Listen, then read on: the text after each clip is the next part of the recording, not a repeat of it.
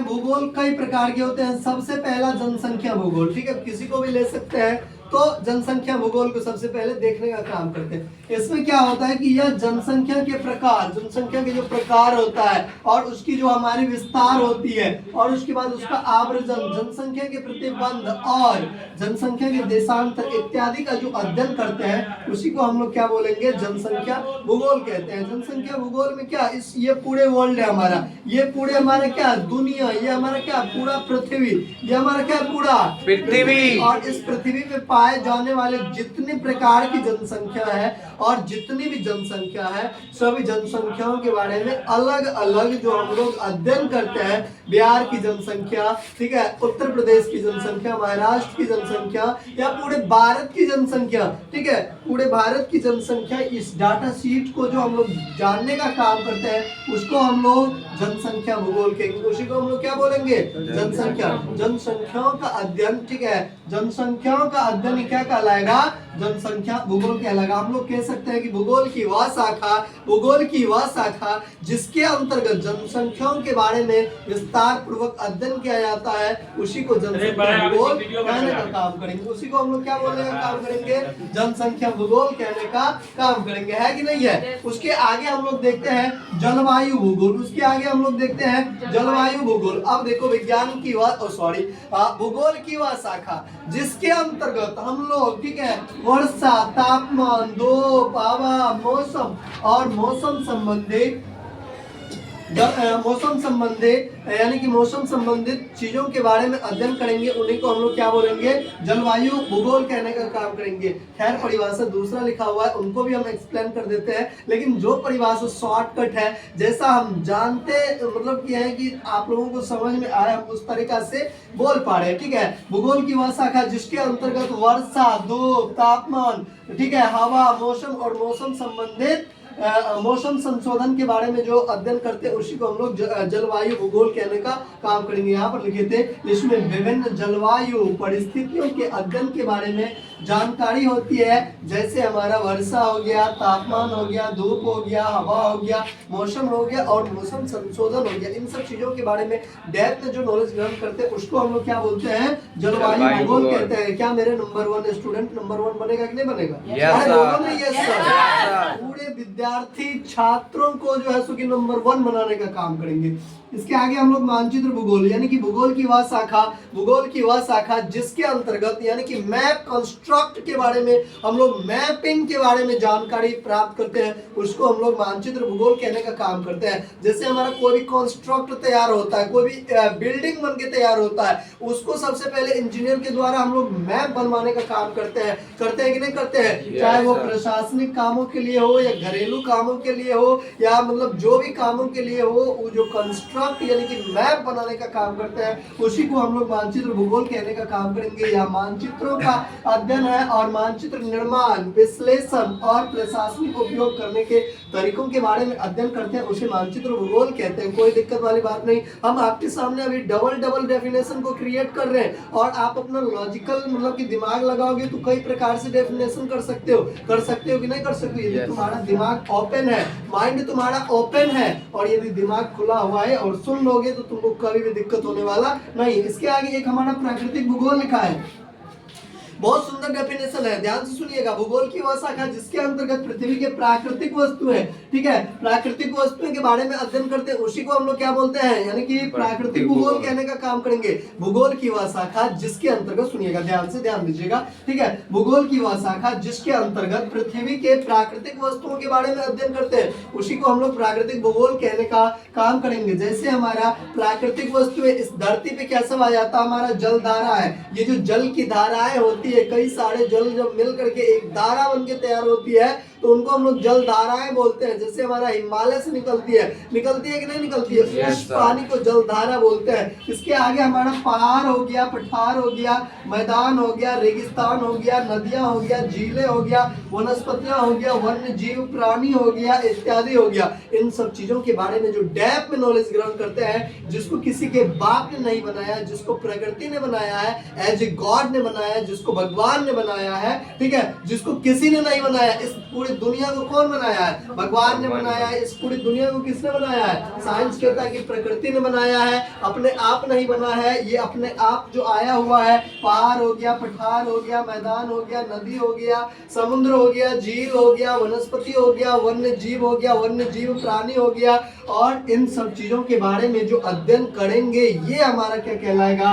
प्राकृतिक भूगोल कहलाएगा। ये हमारा क्या कहलाएगा? प्राकृतिक भूगोल कहलाएगा। इसके आगे एक और भूगोल की परिभाषा लिखा है, सुर्खी भूगोल। ठीक है, भूगोल जो हमारा होता है मानव भूगोल और एक हमारा होता है भौतिक भूगोल। इन्हीं दोनों के प्रकार है ये सब। और इसके बाद सुर्खी भूगोल क्या कहता है? भूगोल की वह शाखा जिसके अंतर्गत अर्ध क्षेत्रों, क्या हमारा है? अर्ध क्षेत्रों और अर्ध बंदरगाहों। ठीक है, बंदरगाहों के बारे में अध्ययन करते हैं या जानकारी प्राप्त करते हैं, और जहां मानवीय जीवन और जल आपूर्ति विशेषताएं मुख्य रूप से अर्ध प्राकृतिक होती है, उसी को हम लोग सुर्खी भूगोल कहने का काम करते हैं। इसके आगे और भूगोल की डेफिनेशन है जिसको हम लोग देखने का अभी काम करते हैं। इसको इरेज करने के बाद साइड में होगा वीडियो को, वहां पे रोकने वाला इधर से वहां से।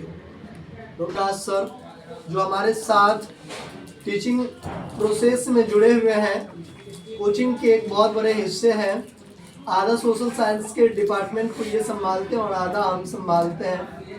और इनको वसंत पंचमी यानी कि सरस्वती पूजा के दिन बेटी रत्न की प्राप्ति हुई है। सर को सबसे पहले बहुत बहुत बधाई और शुभकामनाएं। और सभी बच्चे लोगों को अभी ये देख रहे हैं टॉफी बांटने का काम किए हैं सर, इनके लिए सर को बहुत बहुत धन्यवाद।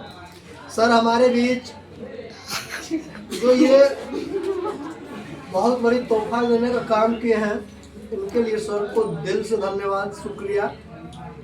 हम चाहते हैं कि इनकी बेटी भविष्य में आगे चल करके एक बहुत बड़ी क्रांतिकारी और योद्धा बने इस मॉडर्न युग में। हमारी यही शुभकामना है। जय हिंद। ठीक है, अब जो बचा हुआ हमारे भूगोल की कुछ शाखा जो हमारा भौतिक भूगोल है और मानव भूगोल है, इन दोनों के ब्रांचेस जो कुछ बची हुई है उनको हम लोग अभी डेप्थ में और जानने का काम करेंगे। उनको हम लोग डेप्थ में जानने का काम करेंगे। जैसा कि यहाँ पे आप लोग देख सकते हैं, ये हमारा था मानव भूगोल, ये हमारा क्या था? मानव भूगोल। और ये हमारा भौतिक भूगोल। इन दोनों को साइंस भी कह सकते हो। इन दोनों को क्या कह सकते हो? साइंस। जितनी भी परिभाषा हम लिखा है एकदम साइंस जैसा लग रहा है। कैसा लग रहा है? साइंस जैसा लग रहा है। और साइंस जैसा लग नहीं रहा है, साइंस है। साइंस जैसा नहीं लग रहा है, साइंस है। और जो साइंस है तो साइंस में तो जान ही सकते हो भाई कि साइंस ही होता है। साइंस क्या होता है? साइंस ही होता है ना छोटी? साइंस होता है, वो भी बोल रही है। यस, ठीक है। चलो भाई, अब हमारे सबसे पहले सामाजिक भूगोल। ठीक है, जो हम लोग एक समाज में रह रहे हैं। हम लोग कहाँ रह रहे हैं? समाज में रह रहे हैं। जैसे कि हमारा स्टूडेंट समाज का एक हिस्सा है। हमारा स्टूडेंट क्या है? समाज का एक हिस्सा है। हमारा घर परिवार समाज का क्या एक हिस्सा है। तुम क्या हो? समाज के हिस्सा हो। टीचर क्या है? समाज का हिस्सा है। इस मतलब कि समाज के अंतर्गत जो कुछ भी हमारे टीचर हो गए, स्टूडेंट हो गए, घर परिवार हो गए, माताजी पिताजी, जितने भी बच्चे हो गए, बूढ़े हो गए, इन सब चीजों के बारे में जो हम लोग जानते हैं ये हमारा समाज सिखाता है। और देखो समाज के अंतर्गत हम लोग क्या कि भूगोल की वह शाखा जिसके अंतर्गत सामाजिक संरचना यानी कि समाज के अंतर्गत जो भी हमारा दिखने को मिलता है, ये करो वो करो, 9 13 10 11 12 11 12 सब चीज देखते हैं कि नहीं देखते हैं? ये सब हम लोगों को समाज के अंतर्गत दिखने को मिलता है। संगठनात्मक व्यवस्था जो हमारी संगठन होती है, संगठन की व्यवस्था ये हो गया हमारा। जातियां कौन किस जाति से बिलोंग करते हैं, जैसे इसमें बहुत सारे यादव होंगे, बहुत सारे शर्मा जी होंगे, बहुत सारे ब्राह्मण होंगे, बहुत पंडित जी होंगे, बहुत जाति से बिलोंग करते हैं कि नहीं करते हैं? विभिन्न प्रकार के लोग विभिन्न प्रकार की जातियों से बिलोंग करते हैं। ऐसा कौन बताता है? हमारे समाज बताते हैं। समाज में अनेक प्रकार के धर्म पाए जाते हैं। ठीक है, किसी का हिंदू है, कोई मुस्लिम है, कोई सिख है, कोई ईसाई है, कोई कुछ मानते हैं, कोई कुछ मानते हैं। ऐसा हम लोगों को दिखने देखने को मिलता है। उसके बाद हम लोग देखते हैं सभ्यता को। उसके बाद हमारा ये सभ्यता है, जो हमारी सभ्यता है, जो हमारी संस्कृति है, पूर्वजों ने जो पहले से फॉलो करते आया है और जिनको हम लोग फॉलो करते आ रहे हैं, उन्हीं को हम लोग सभ्यता बोलते हैं। सांस्कृतिक तौर पे जो हमारा उत्सव सब होता है, जैसे हमारा बोध गया महोत्सव हो गया, सहरसा उत्सव हो गया, ठीक है, चंडी महोत्सव हो गया, ठीक है, इन सब उत्सव को मनाते आ रहे हैं और हमारे विभिन्न प्रकार के सांस्कृतिक कल्चर हो गया और सामाजिक संक्रांतियां, इन सब चीजों के बारे में डेप्थ में अध्ययन करते हैं। तो हमारे समाज में बहुत प्रकार के पर्व आते हैं, बहुत प्रकार के त्योहार आते हैं, बहुत प्रकार की छुट्टियां आते हैं, बहुत प्रकार के फेस्टिवल आते हैं और बहुत प्रकार के लोग रहते हैं। अनेक प्रकार की जातियां पाई जाती है और अनेक प्रकार के लोग अनेक प्रकार की जातियां रखने का काम करते हैं। जैसे हम लोग हिंदू धर्म है, हम लोग कौन धर्म को सर्वश्रेष्ठ मानते हैं? हिंदू धर्म। वैसे भारत को धर्मों का देश कहा गया। भारत में अनेक प्रकार का धर्म पाया जाता है,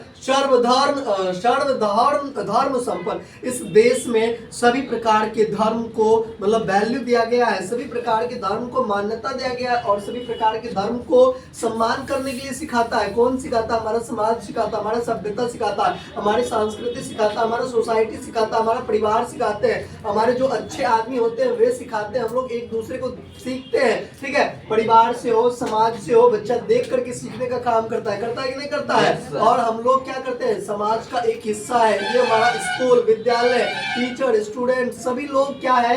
इस सामाजिक भूगोल के एक हिस्से है। यही सामाजिक भूगोल के क्या है? एक हिस्से है जिनको हम लोग जानते हैं। इस पूरे धरती की यदि बात किया जाए तो इस पूरे धरती पे हमारा क्या बसा हुआ है? कहीं कहीं पे समाज बसा हुआ है और उसी समाज के हम लोग क्या है? एक पार्ट है, एक हिस्से है, एक अंग है जिनको हम लोग जानने का काम करते हैं और ये हमारा क्या हो जाता है? सामाजिक भूगोल हो जाता है। तो शॉर्ट वे में हम लोग कह सकते हैं कि भूगोल की वह शाखा जिसके अंतर्गत सामाजिक संरचना, संगठनात्मक व्यवस्था, जातीय धर्म व्यवस्था, सभ्यता, संस्कृति, सामाजिक संक्रांतियों का अध्ययन करते हैं, वो हमारा सामाजिक भूगोल कहलाता है। वो हमारा क्या कहलाता है? सामाजिक भूगोल कहलाता है। इसके आगे हम लोग आर्थिक भूगोल को देखते हैं। आर्थिक भूगोल में क्या कहलाता है? भूगोल की वह शाखा जिसके अंतर्गत आर्थिक गतिविधियां, ठीक है, इसके अंतर्गत हमारा व्यापार आ जाता है, ठीक है, इसके अंतर्गत व्यापार आ जाता है, उद्योग आ जाता है, वित्तीय संस्थाएं आ जाता है और आर्थिक प्रभावों का अध्ययन करते हैं। ये हमारा आर्थिक भूगोल कहलाता है, जो हमारा इकोनॉमिकल सिस्टम को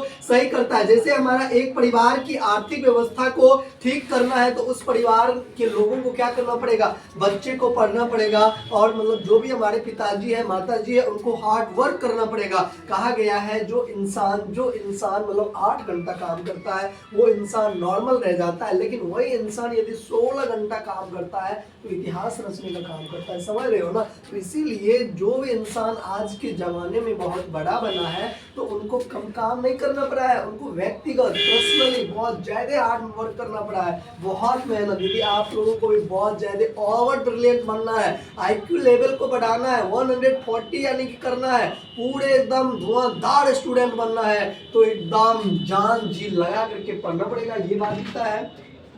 ये हमारा आर्थिक भूगोल हो गया जिसमें हमारा व्यापार को देखे, आर्थिक भूगोल के अंतर्गत उद्योग को देखे, वित्तीय संस्थाओं को देखे, आर्थिक प्रभावों, इन सब चीजों के बारे में डेप्थ में नॉलेज ग्रहण करते हैं। तो ये हमारा आर्थिक भूगोल कहलाता है। इतने डीप में आपको कहीं भी मतलब कि ऑनलाइन वगैरह सब में भी नहीं पढ़ाया जाता है। जितने डेप्थ में हम अभी बातें कर रहे हैं, लिखी हुई है 2-4 शब्द, लेकिन इनके पीछे हम हजारों बातों को बोल रहे हैं, हजारों स्टेटमेंट दे रहे हैं, 1000 तरीके को बता रहे हैं। उसके बाद जैव भूगोल, आप लोग जानते हैं कि जैव भूगोल के अंतर्गत क्या सब आ जाएगा? यानी कि भूगोल की वह शाखा जिसके अंतर्गत जीव जंतु यानी कि जितने भी प्रकार की इस पूरे धरती पे जितने भी प्रकार के जीव जंतुओं का अध्ययन करते हैं, ये हमारा पूरा धरती है और ये हमारा पूरा पृथ्वी है और इस पूरे पृथ्वी पर पाए जाने वाले विभिन्न प्रकार के जीव जंतु, ठीक है, उनके बारे में जो अध्ययन करते हैं। वनस्पतियां हो गया, इसी पृथ्वी पे विभिन्न प्रकार की वनस्पतियां भी पाई जाती है और जीव विविधता यानी कि जैव में वेरिएशन भी पाई जाती है।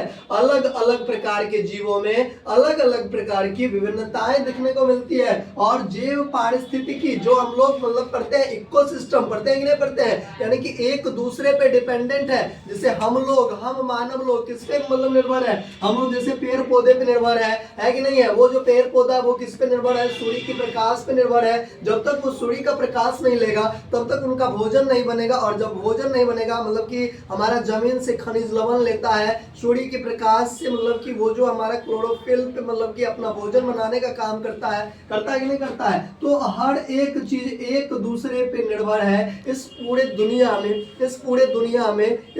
दुनिया में एक जीव दूसरे जीव पे क्या है, आश्रित है। ठीक है, इन्हीं को हम लोग क्या बोलते हैं, इकोसिस्टम यानी कि पारिस्थितिकी तंत्र बोलते हैं। इत्यादि के बारे में जो डेप्थ में अध्ययन करते हैं वो हमारा जैव भूगोल कहलाता है। नॉर्मली तौर पे आप लोग कह सकते हो शॉर्टकट वे में जीव जंतु, वनस्पतियां, जीव विविधता, जैव पारिस्थितिकी के बारे में विस्तार पूर्वक अध्ययन करना ही जैव भूगोल कहलाता है। इसके आगे एक और लास्ट डेफिनेशन हम लोग देखते हैं। इसके बाद कुछ मतलब कि भूगोल वेता और उनके जनक के नाम को देखेंगे और देन हमारा इंट्रोडक्शन क्या हो जाएगा, एंड हो जाएगा। फिजिकल भूगोल को देखिए, मतलब कि भूगोल की वह शाखा जिसके अंतर्गत पृथ्वी के भौतिक और भौतिक विशेषताओं के अध्ययन को समर्पित है। जैसे भौतिक मतलब हमारा क्या आ जाएगा, भूमि आ जाएगा। भूमि के बारे में डेप्थ में नॉलेज ग्रहण करो, वायुमंडल के बारे में जानो, जल मार्ग के बारे में जानो, ठीक है, स्थल मंडल के बारे में जानो। स्थल को या भाई भूमि को, बात बराबर है, उलट के बोलो या पुलट के बोलो।